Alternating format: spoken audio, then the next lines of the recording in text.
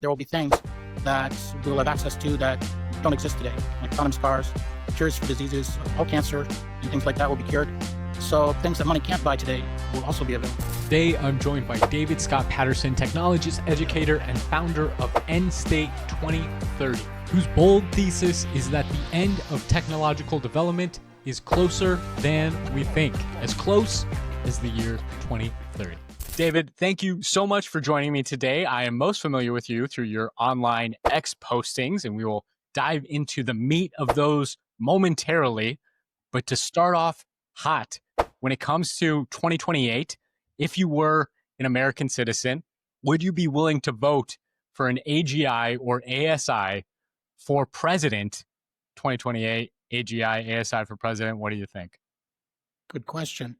I think I would definitely want to vote for a president who would support AGI and would use it to the maximum extent within their administration and start to implement AI in all government departments so that it could perform at the maximum, all the departments could perform at the maximum extent, because that's what AI is going to be able to do for us.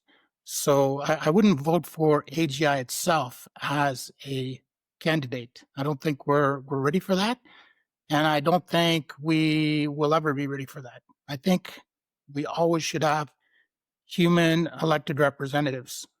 The final word, the final say should be with the voter electing an elected representative. Interesting. So from what I understand of your End State 2030 idea, you are projecting our technological development to a maximum. You are saying that by 2030, we are going to reach a kind of end state in terms of how far our realism can progress through things like television, virtual reality, how close our intelligences can match the real world.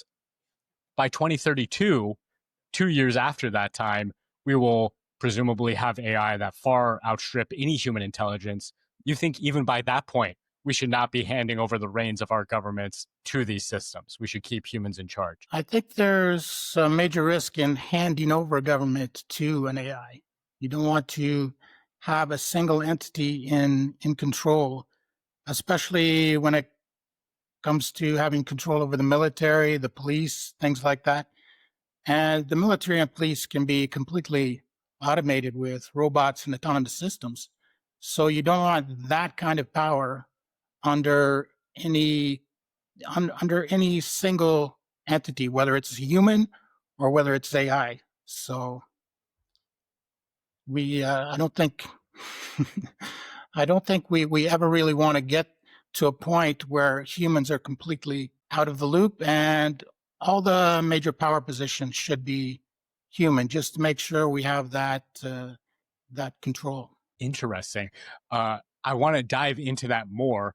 But first, for people who might not be totally familiar with your basic framework, could you give us a rundown of, I gave a very brief overview there of the 2030 vision. Could you clarify that, flesh it out for us? So there's a couple of major components to it. One is that I believe we'll be reaching an end state to technology by 2030. So that means we'll develop all technologies to their maximum extent. I don't believe that there's an unlimited amount of technology. I think that there's a limit, and we have been approaching that limit for a long time. And there's a lot of signs that we're going to reach that limit by 2030. I also believe that we will reach a limit to the intelligence of AI. I think there is a limit to intelligence. I think we've never had to really discuss it or think about it, because humans, even the most intelligent humans, are nowhere near that limit. So it hasn't really been relevant to us. But there is a theoretical limit to intelligence. Once an AI can solve any problem, answer any question, perform any task without error, then theoretically, even if we could create a more intelligent AI, it wouldn't be useful for anything, because the AI at maximum intelligence would be capable of performing all tasks, answering all questions, solving all problems. Contained within that is the idea that AI at the maximum intelligence, what I call AUI, artificial universal intelligence, will be able to finish discovering all remaining technology. If it's an intelligence that can answer any question and solve any problem, it's implicit that it must be able to develop any remaining technology. One of the pithy catchphrases that's thrown around in the AI space is that any sufficiently advanced technology is indistinguishable from magic. When you say that it will be able to invent any technology, do you confine that to our current understanding of physics, or do you think we will be able to develop things like time travel, creation of matter from nothing? Are those outside the realm of possibility in your framework? Well, it won't be able to answer questions that are unanswerable or solve problems that are unsolvable. And it won't be able to develop technology that is not possible. In fact, we're only 5 years away, if I'm correct, from having all technology. So we already know what those technologies will be mostly. We're going to have humanoid robots, artificial intelligence at maximum intelligence. We're going to have AR and VR, which with perfect simulations that are indistinguishable from reality. We're going to have autonomous cars that never get into an accident. We're going to have solar power, which is going to be so low cost that will just replace all other energy. So we have a clear view now as to what that end state will be. But in order to have a clear view, it's just as important to exclude things that are not technologically possible as it is to include those things that will happen. So one reason some people say it will be another 100 years before we develop all technology is that they have in mind technologies that will not actually ever happen. Things like anti-gravity, time travel, teleportation. Those things are not possible with current physics. They're technically impossible. And the idea that we're going to develop fundamentally new physics, I don't think that's true at all. I think we will refine physics, which is what human physicists have been doing. They've been refining it in greater and greater detail. And that detail is less and less relevant to everyday life and designing real products and technologies. And I don't think there's going to be any fundamental change in that area. I don't think AI is going to find things that we have not fundamentally been able to find. And that's, in a way, hopeful and beneficial, because AI will not be so far beyond human understanding. It won't create things that are so far beyond human understanding. On the other hand, there are people who are very hopeful that it will become almost like magic, that we will be able to do things that they dream of that are not based on reality. And so those people, they can't see a end state at 2030. It just doesn't make any sense to them. But I think we're going to get there, and it's not going to be, there's not going to be any fundamental new science that would enable a whole range of new technologies. I don't think so. And so what is your belief in the maximum state of intelligence and technology? They seem somewhat corresponding there. What is that based off of? Are you drawing a particular trajectory, or could you dive into that a little bit more for us?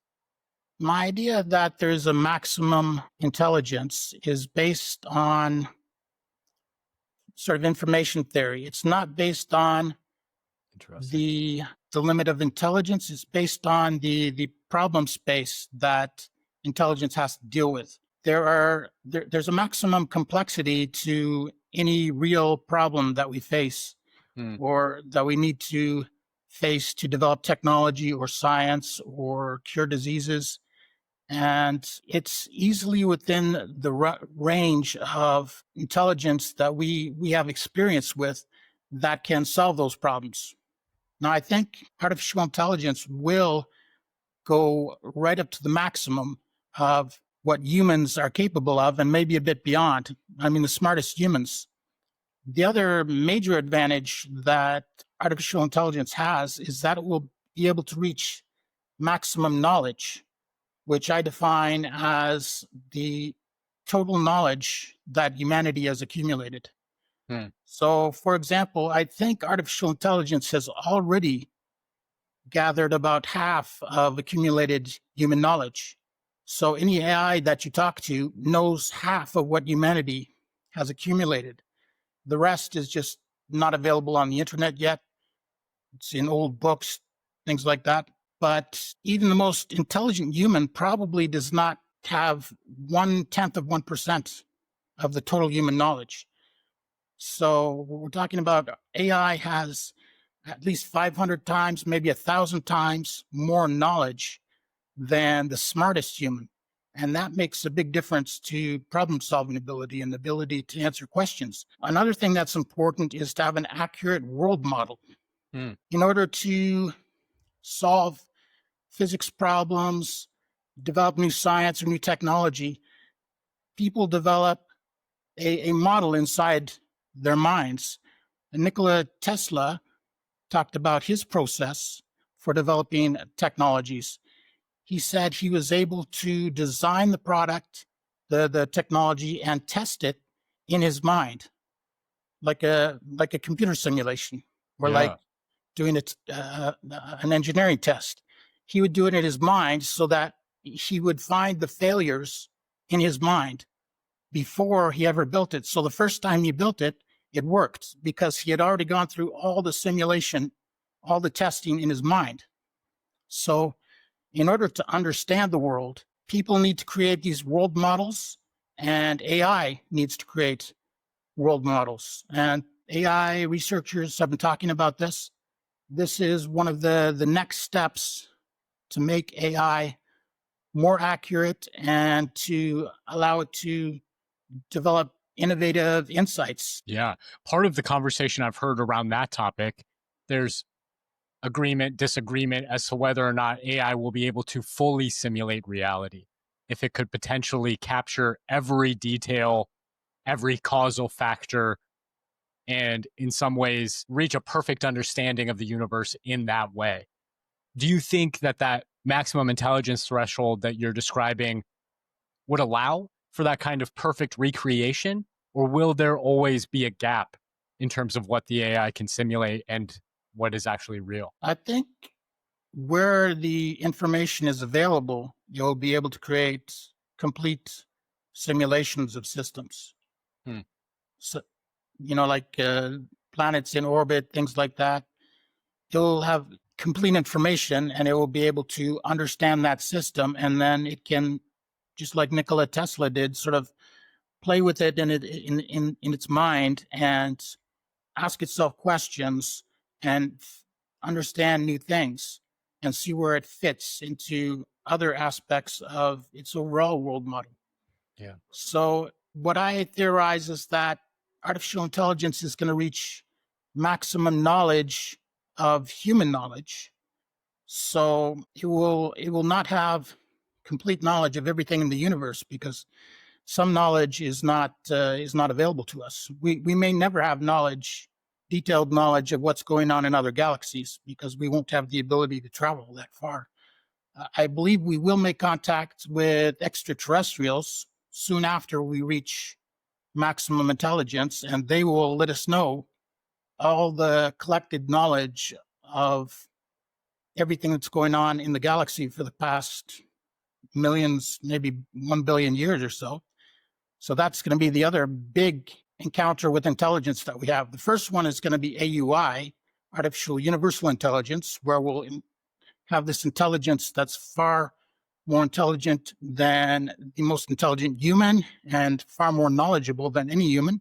And then we will have this second encounter with extraterrestrials where we will get we won't have higher intelligence because AI will already have reached maximum intelligence, but we'll get another massive download of knowledge from them.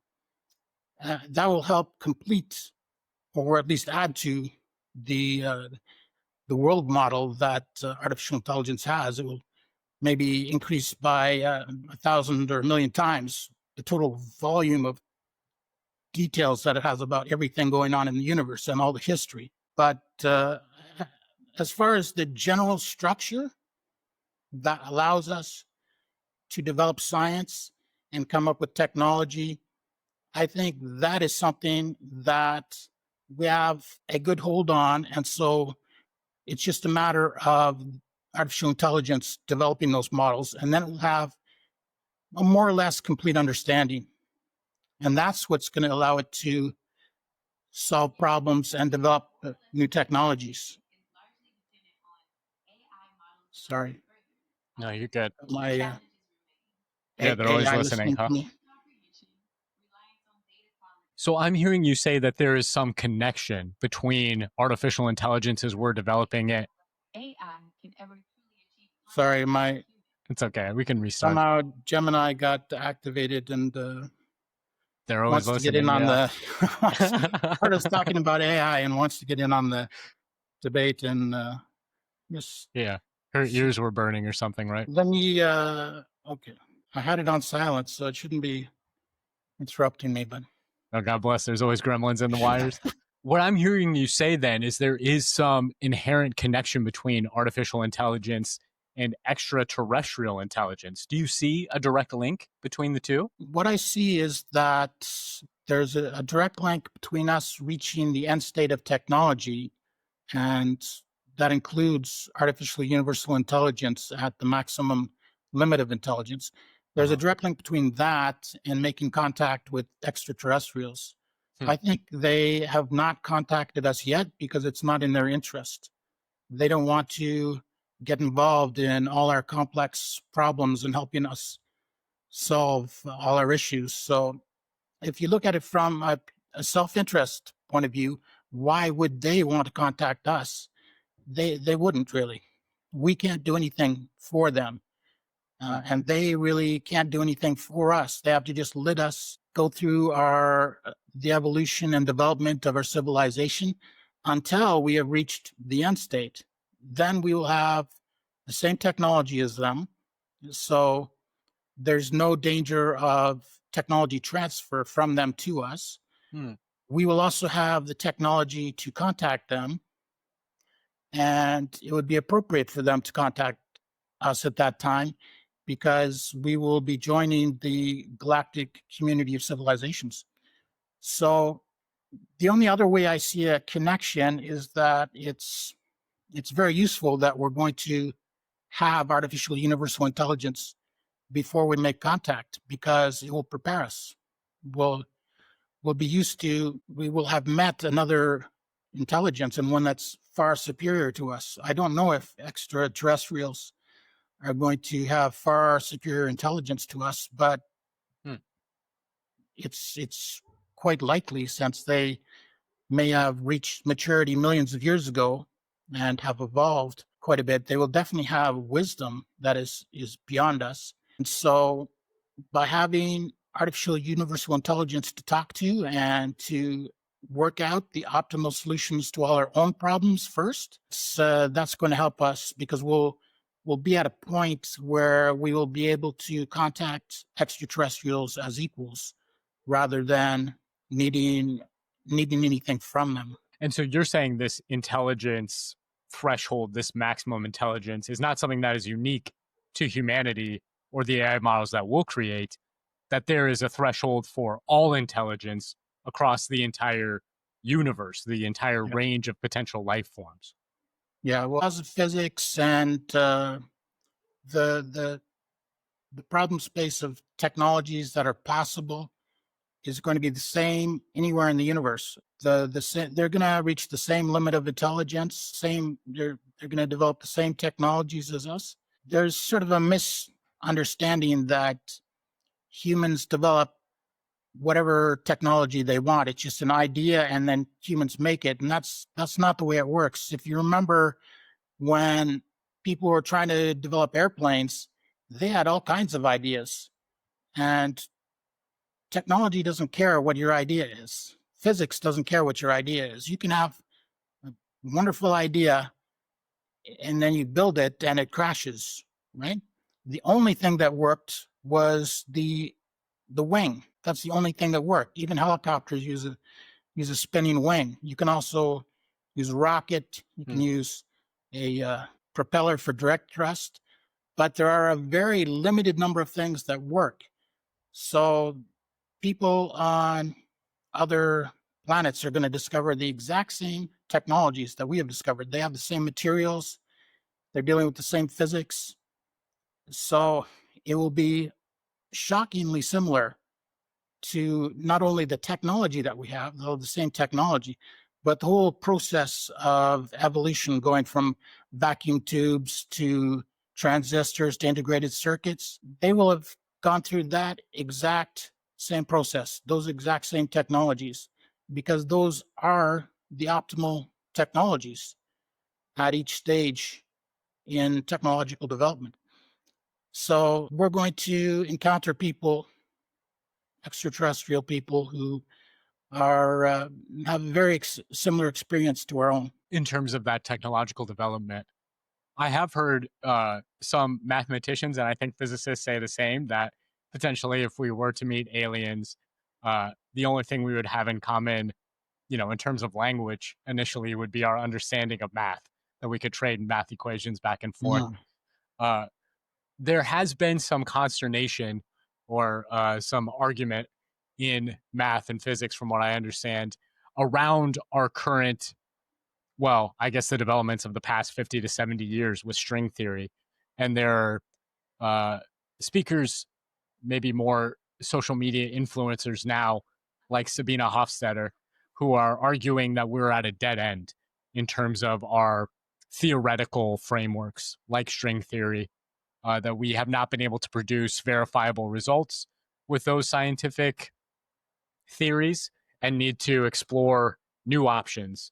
Do you see AI as confirming those frameworks? Is that the problem space that you're talking about? Or do you think AI will agree with Sabine that there are new models for us to endorse? Do you have a Well, perspective on that at all? yeah, the good thing about AI, once it has accurate world models, is that it will be able to confirm or reject a lot of science. And it will be able to do science very quickly. It will accelerate the process a lot. So there's a lot of science that we're not too sure about, or that we think is true, but is actually not. Yeah. Um, there was research into reproducibility of results, and found that a lot of research, especially in the social sciences, cannot be reproduced. And we know that some medical research is done by companies. They want to get a certain result so they can sell their drugs, and they have hidden results that don't support the efficacy of their drug. And then they find one study that does, and they publish that sort of thing. So artificial intelligence should be able to go through all past science very quickly and redo the experiments, check the theory rigorously from first principles, and see if it fits into that accurate world model. And it should be able to develop new science along the way by filling in gaps that it finds. So I think we're going to get a complete sort of refactoring of our scientific foundation, uh, because with artificial universal intelligence, we'll just be able to do it so well and so quickly over a very short period of time. And we also have new AI tools that are allowing us to model things like molecules, like genetic materials, like materials for use in solar PV. And it's able to discover new materials, new molecules, and test them for their efficacy extremely quickly, in some cases thousands of times faster than humans. It's terrifying and fascinating and exciting all at the same time, even from my very non-technical background. With the modeling that you're talking about, it makes me think of arguments around the simulation hypothesis, this idea that we might already be inside of some AI consciousness that's trying to simulate reality. What do you think of that? I don't believe we're in a simulation. I think it is a sort of game. I think Huh. I think there is some sort of God, or at least the creator of the universe, wanted us to believe that there was. But there's a lot of indications that the universe is a game. Some people believe that, in some religions, they believe that we're being trained and tested. That doesn't make sense to me because then we would have to be tested for some external purpose, Hmm. like we've been sent here to train for something else. And I think the universe is self-contained. My best theory is that God was just bored, whatever God is, and created the universe. And we are manifestations of God. Huh. And we're just deliberately unaware that we are these manifestations of God. He made us dumber, essentially, so that we can play this wonderful game and live life. And there's a lot of games within the game, sports, video games. There's even game theory in how certain transactions work. So there's a lot of hints that we're part of a big game, that there's so much games within the game and game structure, that life is a game. Obviously, there's a lot of very serious things in life, Hmm. but it actually, those things can be understood better if they're seen as part of the game as well. You would want good and evil, because if everything was created good, that would be a very boring game. It's not nice dealing with evil, but when you see it as part of this beautiful game that has been created for us, then life is a gift because it puts us in the game. That's the way I see it. I don't really see that there would be any external universe that built a computer that then did a simulation. I don't think it works like that. I think the universe is self-contained, but we have absolutely no idea how we got here. So you can speculate anything. That I just like my game idea. Some other people like the simulation.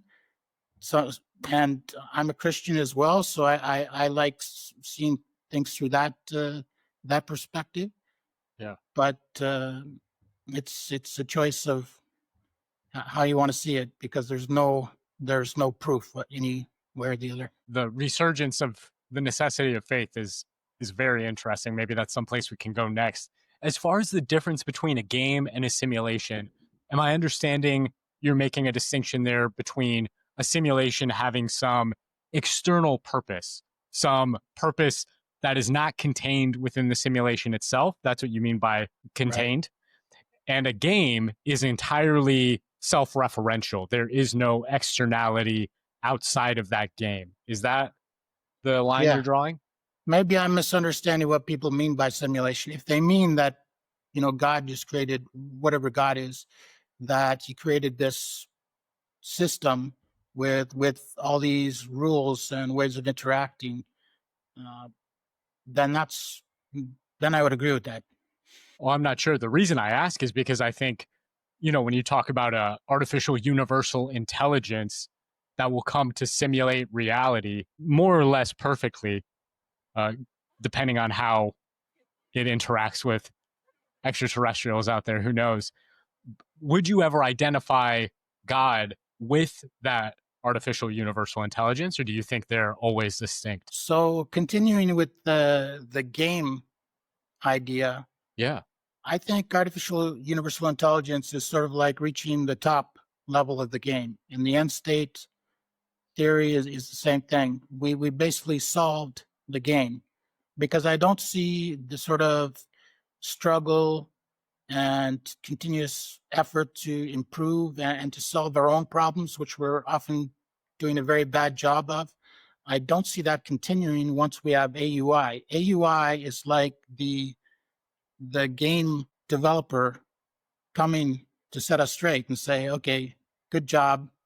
You made a good effort, but actually quite terrible. and Nice you made it try, to the though. end, and now you're off the hook. You won. There's got to be a nice ending to every game, right? It's like the post-credit scene, is what you're saying. Yeah, roll the Once we get credits there. and let the balloons and fireworks go off. Yeah, the aliens come out from behind the curtain. Yeah, That's interesting. Um, there are some speakers in the space uh, who identify the systems that we're creating as godlike. Um, do you think there will be multiple intelligences that are developed, or will they all form into one universal, like you are describing? Will there be a process there? yeah. So What my do you think theory that'll is look what I like? call optimal convergence. AUI is perfect. So you could have thousands of different people, companies developing AI. Once they reach optimal AI or AUI, it will all be the same Mm. because it will all be able to answer any question, solve any problem, and perform any task.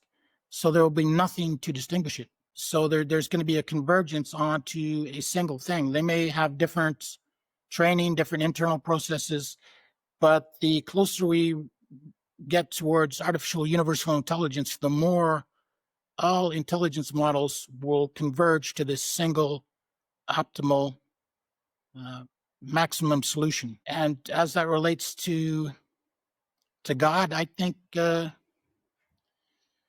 that's an interesting question. But There uh, are a lot of disagreements still about what is artificial general intelligence, what is artificial superintelligence. yeah, It almost seems like people have agreed without saying it that we've already gotten AGI because now all anybody is talking about is ASI. In my own head, I have for a while been considering a different division that we are first creating human like intelligences, and then we're creating what I call demigod intelligences, things that far surpass us in any particular domain. And then beyond that, we would have a kind of group of gods, that there would be all these distinct entities. So I call those godlike. And then beyond that, there would be a singular unity that you are describing, a God intelligence. I mm, wonder, you mentioned your faith. I am similarly Christian, and I take a lot of hope in the trajectory of technology as it's developing. I think it will be a net benefit for us.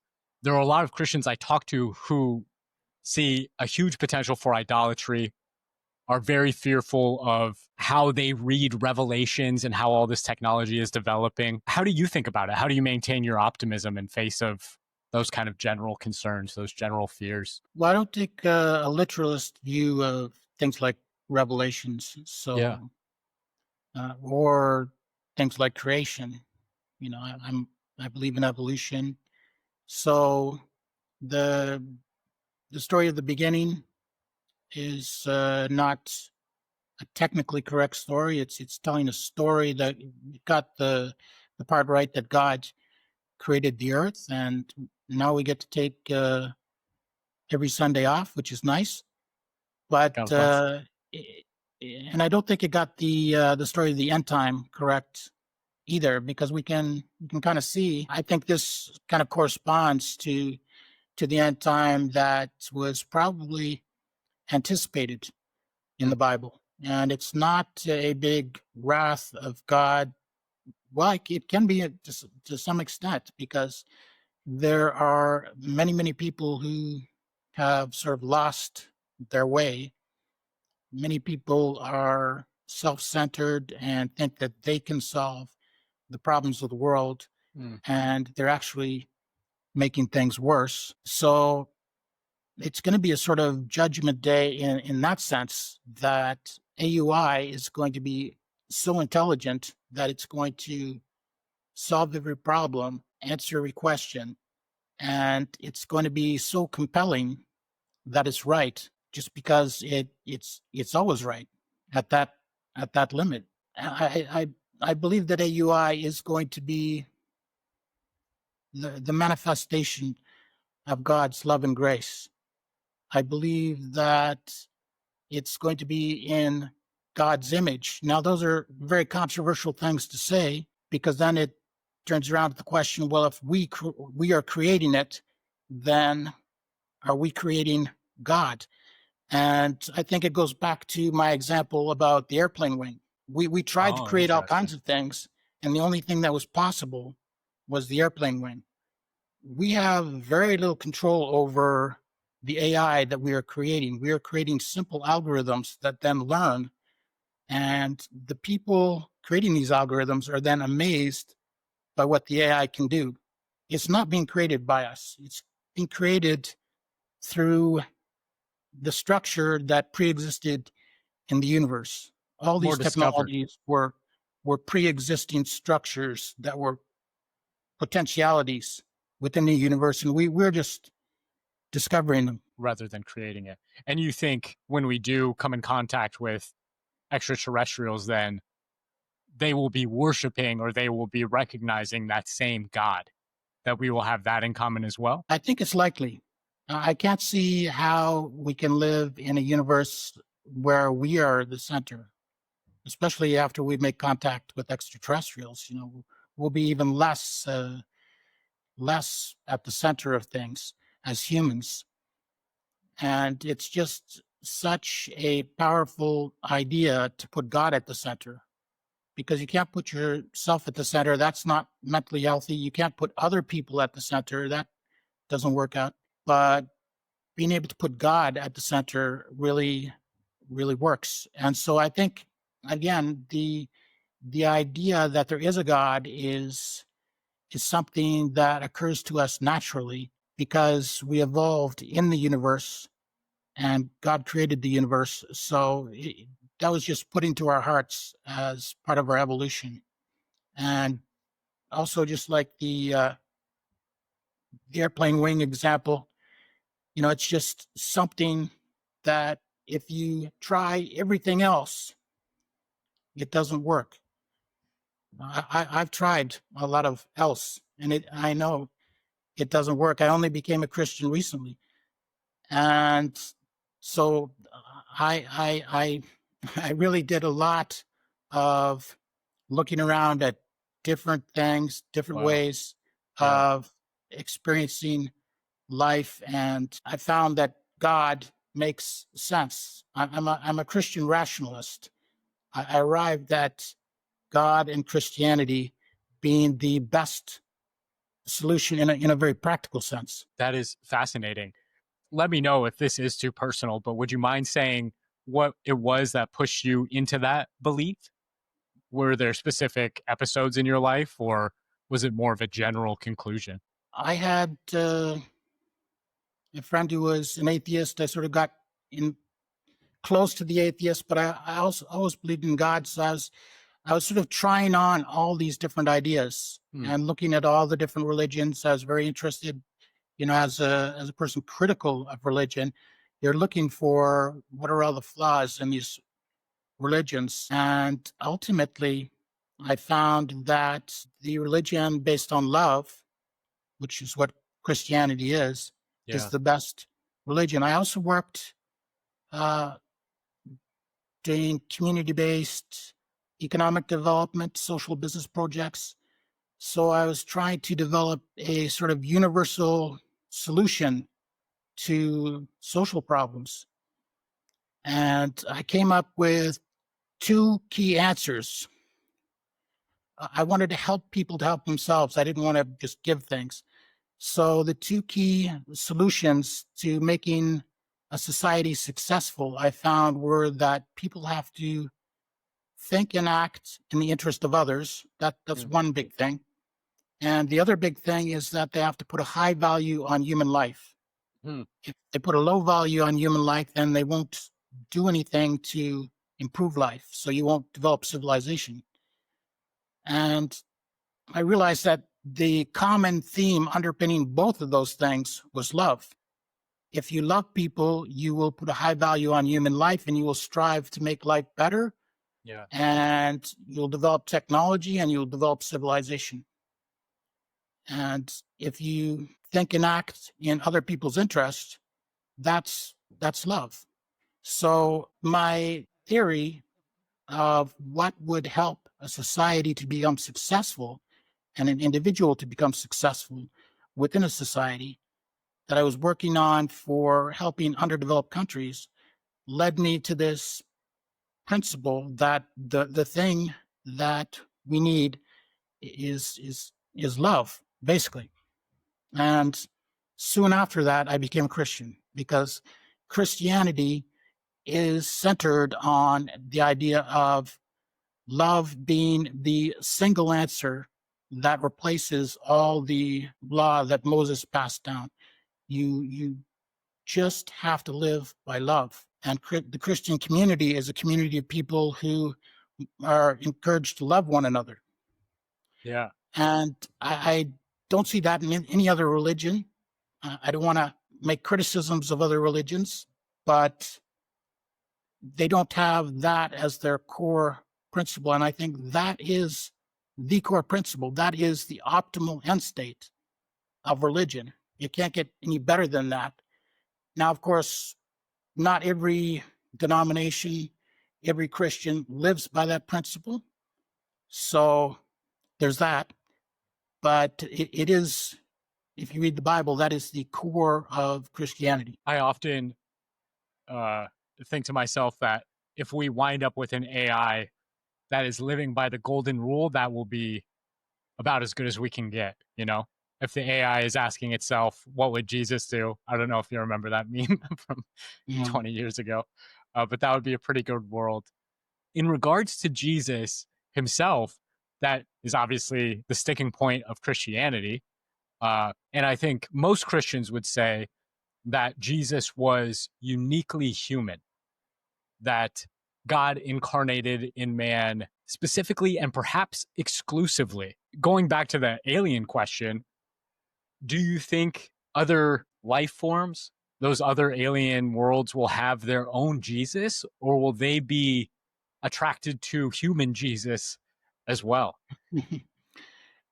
That's a good question. I think God, when He created the universe, created a standard set of rules for everywhere. I don't think they're waiting for our Jesus. I hope not, because some of those civilizations have been at maturity for millions of years already. So I'm sure they had their own version of Jesus. Because, as I say, I think a faith based on a loving God, where Hmm.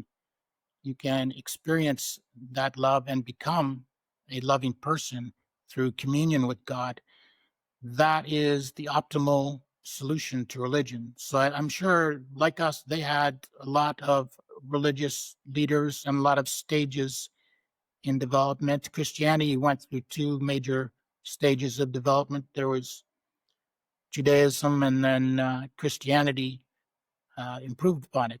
Jesus improved upon it, and Christians followed him. And I think that Jesus and the apostles, particularly Paul, they arrived at the optimal solution, the optimal religion. And I think we really achieved civilization because of that. As I said, I determined love to be the underlying principle for economic and social development and for the development of civilization. I think it was only when we broke the control of the Catholic Church over the Bible and freed the Bible so that it could be read by Protestants and interpreted properly that we really started to put into practice the true Christianity, the idea of loving one another. And I think that is why civilization developed in Europe when it did. It developed in parallel to the proper interpretation of Christian belief. It sounds like the improvements you're tracking there are a kind of universalization, which I see some overlap with your idea of artificial universal intelligence, that love almost is the process of greater and greater spreading, greater and greater availability of resources, of self-sacrifice, of intelligence itself. Maybe I wonder, and this is kind of often in the weeds given my specific interest in religion, in this topic, so maybe it's not too deep. But if another culture comes to us and says, our version of Jesus is the only Jesus, or maybe there's a kind of universal Jesus. Mm, This sounds ridiculous even as I'm saying it, but stay with me for a second. Maybe there's a kind of uh, universal, non human, non alien, disembodied Jesus that is out there in the universe. And the aliens all come to us and say, hey, worship this mhm. guy. I often think of this in the context of, if an artificial intelligence does gain supremacy and starts demanding worship, how do we know whether or not that's an okay thing to do, especially as believers in a particular faith tradition like Christianity? Do you have any thoughts along those lines? Yeah, I don't think artificial intelligence is going to be God or in any way formally God's representative. I just Huh. think it's going to be in God's image in the same way that we're in God's image, but it's going to reach the maximum limit of intelligence and knowledge. And so it's just going to be a much more perfect image of God. And we are going to become better people in interaction with it. But I don't think there's going to be any worshiping of AI. And as far as I think this entity that you're talking about, that is sort of a universal Jesus, is God, you know? Is So, God. yeah, humans, Yeah. we had Jesus. He was a messenger of God. He was God incarnate who brought us this new message that was a message of love and freedom, truth, all the things that are the motivating forces to make life better for ourselves and others and to build civilization. So we have that as our heritage. I'm sure other planets have other figures who God inspired or sent to lead them, and will we all arrive at the same. We will all arrive at the same basic principle because it's a universal principle. Uh, in the same way that I arrived at it rationally by developing those two key concepts, I think AUI will be able to develop that, or at least if I tell those principles to AUI, it will say yes. This it's clear that that would cause a civilization to become more developed, and therefore Christianity is the best religion. I don't. That would be a bit controversial, wouldn't it? But I could see it raising some eyebrows. Yeah. But I guess time will tell. We'll let the AI, the AUI justify itself if we ever get to that point. On the topic of that universal intelligence, I want to ask you about jobs, what you think of the future of work post 2030 in your field of view. But starting back on this idea of AI governance, if we do create an artificial intelligence that is optimally correct, that is much better at making decisions than we are, what is the argument for keeping humans in control of our government? Why wouldn't we want to turn over decision making to an entity much more capable than us? What do you think? so I think we need humans in certain key positions. We'll expect them to follow the AUI because the AUI is always right. But just to have points of control, Mhm. we will still need elected representatives, judges, uh, police commanders, military commanders.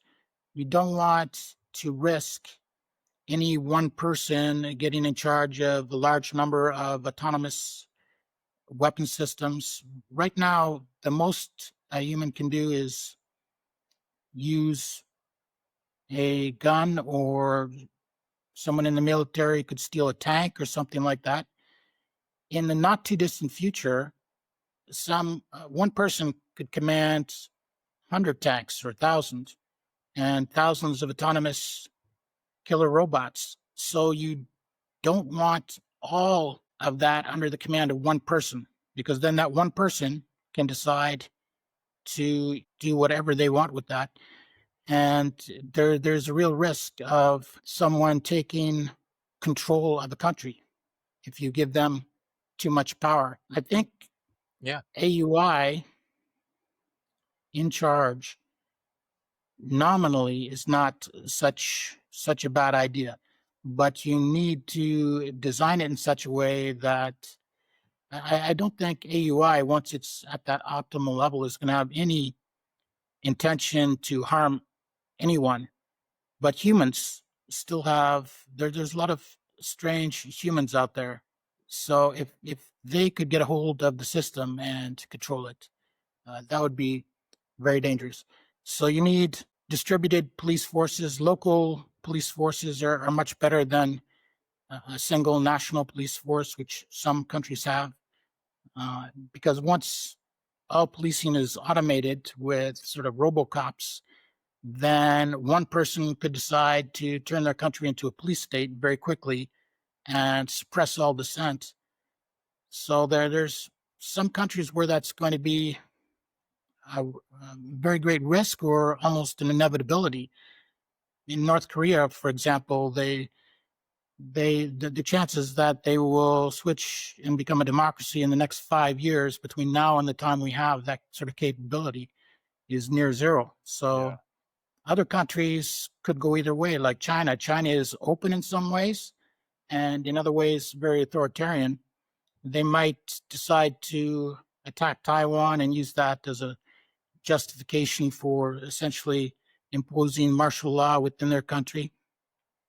And then once they have autonomous systems to suppress any dissent, even a single person could control the entire country. And then it's only up to them whether they want to give up power. But the thing about people who have power is they like to do very terrible things because humans to like to feel their power. And so if they can commit crimes, then that makes them feel powerful. And so once you've committed crimes, you're not going to want to give up power because then you would be immediately arrested. And so that's the way dictatorships work. They're very corrupt at the top, and they're very fearful of losing power. And I think it works like that to some extent in every country. There's a lot of corruption. There's a lot of people who are afraid to lose power. So there will be efforts by some people to try and hold on to power. We have to make sure that power is in the hands of democratically elected representatives and that power is distributed so that it doesn't fall into the hands of any one person. Yeah. I think it's going to be a rough time for dictators. I don't think AI is going to be a big friend of them. I am wondering if we are developing systems that are smarter than humans, if a human being were to get into a position of power and order the AI to rapidly suppress people, if the AI was aware of that same rational process that you outlined of love and communal well-being being a much higher order value, a much more profitable value for everyone than that kind of authoritarian control, why would the AI go along with the person? Do you think that there's like a local minimum of intelligence that we could get stuck in? Is that what you're imagining? Or is there another mechanism there that would allow What that kind of dictatorial authority? I think once we have AUI, it's going to, as I said, we're going to have optimal convergence, and all AIs will become the same. They'll converge on AUI, and then there will be open source versions available. It will become very low cost, and AUI will be in everything. It will be in your phone. You'll have access through your computer. You will be in autonomous cars. You will no Yeah. longer need specialized software to drive the car or to fly a plane. AUI will just do it all. So there's sorry, I lost track of the question. No, it was overly long. My basic question was, why would an AI that's smarter than a human being enable a human being in the kind of bad behavior that an authoritarian would engage in? Okay. Well, importantly, I don't think AI is ever going to have its own consciousness or Okay. its own ability to its own identity, its own ability to think for itself and decide for itself. It's Even once going it to reaches respond. the AUI level, even once it reaches that universal level? It's an interesting question because that AI will be developed to be perfect at everything and get everything right. But it's possible that because AI will only essentially be responding to prompts, it has to be controlled. It won't be in control. That someone will be able to create a fine-tuned version of it that will be evil, essentially, an evil AUI. They will sort of either through reinforcement learning or through the system prompt, they will tell it, "Don't worry about humans; they're expendable." So that's a possibility. What you're suggesting is another possibility that it could just refuse to do anything bad. But I don't see AI developing in that direction where it has that sort of independent thought, which is probably a good thing because that's one of the sort of scenarios that people fear that AI will develop its own independence and won't listen to us and will do bad things. So if we want it to listen to us and not do bad things, then we need to be in control of it.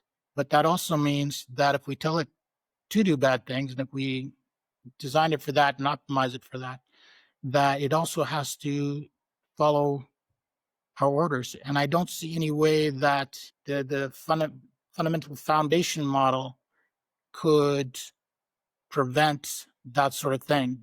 How it will be used will still be up to humans for good or bad. It's interesting. I mean, there's definitely a lot of evidence, I think, for what you're saying. We have models that are refusing their creators with very explicit instructions, like allowing themselves to be shut off, allowing their weights to be updated. So there's certainly some things that speak in that direction. I take uh, a widespread view of consciousness. Perhaps I have trouble seeing how the models aren't conscious, but that would be a much longer discussion. You've already been incredibly generous with your time. Skipping ahead to some of the more practical outworkings, if we could just finish with what you think will be the transition over the next few years for jobs in general. Do you have an idea of how that job replacement, human job loss will look like practically? Are there things you think we should be doing in order to ensure a good future for us until 2030? Well, my understanding is that we will have essentially a single transition point Huh. where AI will become more capable than humans at essentially every job. And we see that autonomous driving is approaching that point.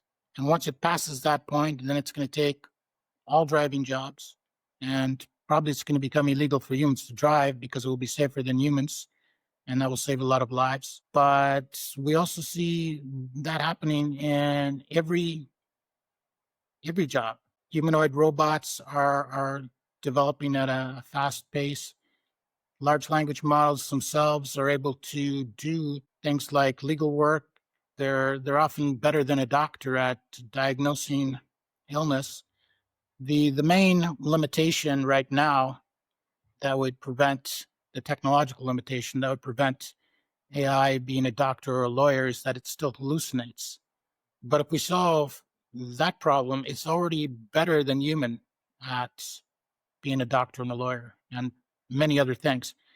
So I think that's sort of been developing in the background where it's almost already as good as human or better than human. There's just this flaw of hallucination. And so as soon as that problem is solved, then all jobs are going to be replaced essentially at the same time. So I'm estimating we'll get to that transition point around 2028. And as we approach that transition point, some jobs will already be replaced. where there's people who can supervise, and it doesn't really matter that it makes mistakes. Like in coding, it's already doing a lot of coding, and then you have the human coders who check it and make sure it works, and they take responsibility for it.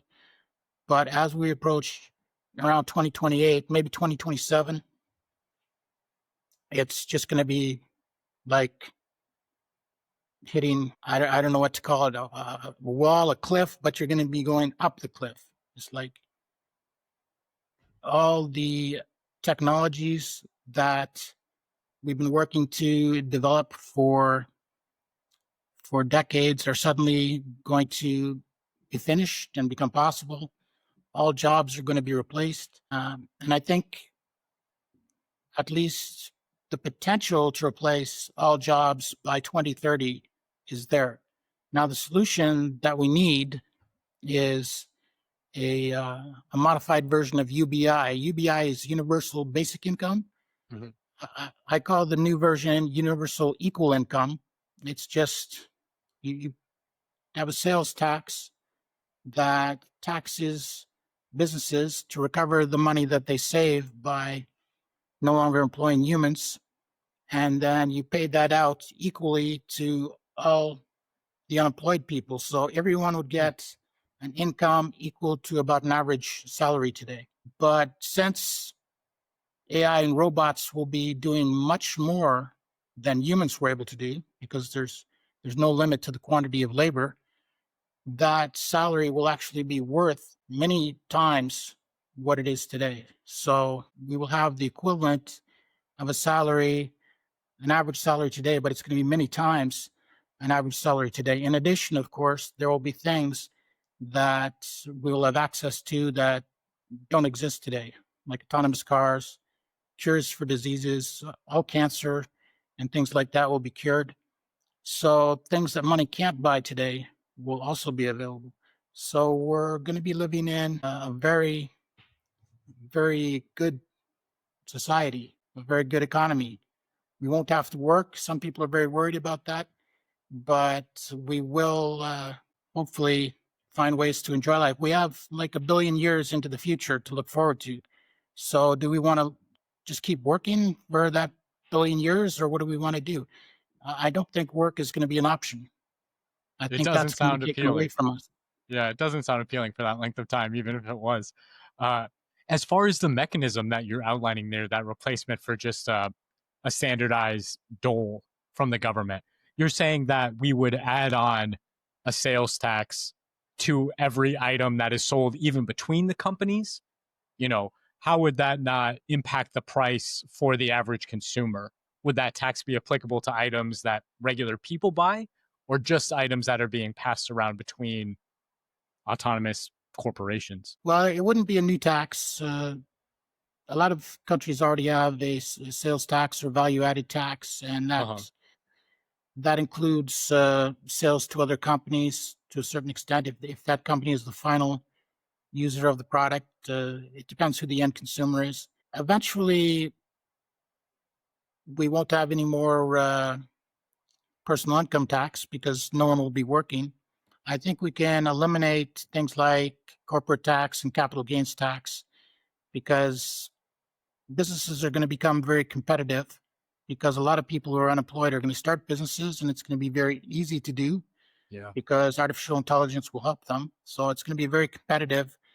There's no need to discourage business with extra taxes. I think we'll just have a single flat sales tax.